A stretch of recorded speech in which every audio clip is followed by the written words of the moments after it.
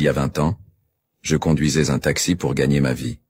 Une nuit, je suis arrivé pour une prise en charge dans un immeuble plongé dans l'obscurité, à l'exception d'une seule lumière allumée au rez-de-chaussée. Dans ces circonstances, beaucoup de chauffeurs auraient simplement klaxonné 1 ou 2 fois, attendu 1 minute, puis seraient repartis. Mais j'avais vu trop de personnes démunies qui dépendèrent des taxis comme seul moyen de transport. Sauf si la situation semblait dangereuse, je descendais toujours pour aller à la porte. Cette passagère pouvait être quelqu'un ayant besoin de mon aide, me suis-je dit. Alors, je suis allé frapper. « Juste 1 minute », répondit une voix frêle et âgée.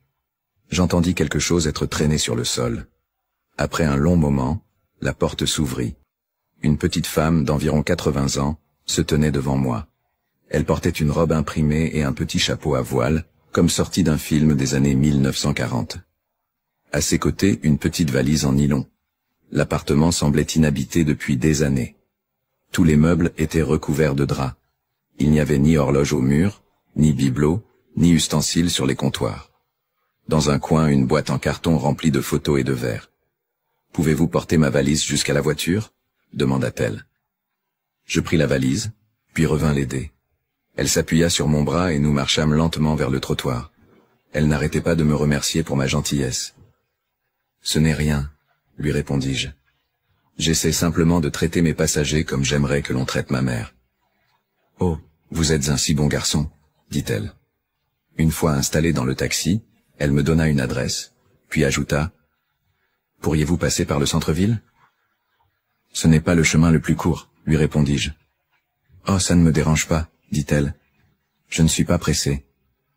Je vais dans un hospice. » Je regardai dans le rétroviseur et vis ses yeux briller. « Je n'ai plus de famille, » continua-t-elle. « Le docteur dit qu'il ne me reste pas longtemps. » Silencieusement, j'éteignis le compteur. « Quel itinéraire souhaitez-vous prendre ?» demandai-je. Pendant les 2 heures qui suivirent, nous avons sillonné la ville. Elle me montra l'immeuble où elle avait travaillé autrefois comme opératrice d'ascenseur. Nous sommes passés devant le quartier où elle et son mari avaient vécu en tant que jeunes mariés. Elle me demanda de m'arrêter devant un entrepôt de meubles, autrefois une salle de bal où elle avait dansé étant jeune. Parfois, elle me demandait de ralentir devant un bâtiment ou un coin de rue, puis rester silencieuse, plongée dans ses souvenirs. Alors que les premières lueurs de l'aube apparaissaient, elle dit soudainement « Je suis fatiguée. Allons-y maintenant. » Nous roulâmes en silence jusqu'à l'adresse qu'elle m'avait donnée. C'était un petit bâtiment ressemblant à une maison de convalescence avec une allée couverte. 2 aides-soignants sortirent dès que nous arrivâmes. Ils semblèrent l'attendre. J'ouvris le coffre et portai la valise jusqu'à l'entrée. La femme était déjà assise dans un fauteuil roulant.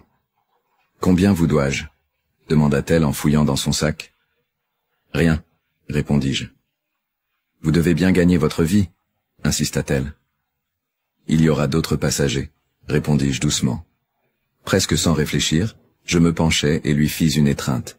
Elle me serra fort. « Vous avez offert à une vieille femme un petit moment de bonheur » murmura-t-elle. « Merci. » Je lui serrai la main puis m'éloignai dans la lumière tamisée du matin. Derrière moi, une porte se referma. C'était le bruit de la fin d'une vie. Je ne pris plus aucun passager ce jour-là. Je conduisis au hasard, perdu dans mes pensées. Pendant le reste de la journée, je pouvais à peine parler. Et si cette femme était tombée sur un chauffeur impatient, ou sur quelqu'un d'irrité par son dernier trajet de la nuit? Et si j'avais refusé la course, ou simplement klaxonné avant de repartir? Avec du recul, je pense que je n'ai jamais rien fait d'aussi important dans ma vie. On a tendance à croire que nos vies tournent autour de grands moments. Mais souvent, ces moments nous prennent au dépourvu, magnifiquement dissimulés dans ce que les autres considèrent comme insignifiant.